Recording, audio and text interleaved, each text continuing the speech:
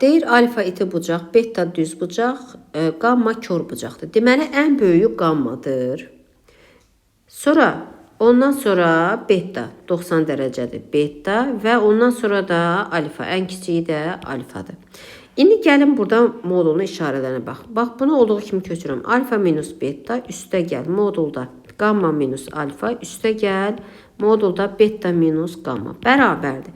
İndi baxın, alfa böyükdür yoxsa beta? Beta. Deməli, bunlar yerini dəyişəcək. Ya da qabağa mənfi atmalıyam mən. Yerini dəyişək. Beta minus alfa olacaq. Üstə gəl.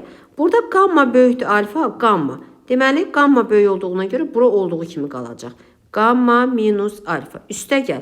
Beta böyükdür gamma, gamma böyükdür. Baxın, ona görə bunlar da yerini dəyişəcək. Gamma minus beta bərabərdir.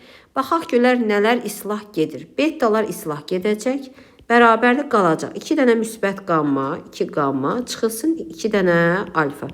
Bərabərdə 2 də mötərizə xaricinə çıxsa gamma minus alfa. Cavab 2 vur gamma minus alfa olacaq.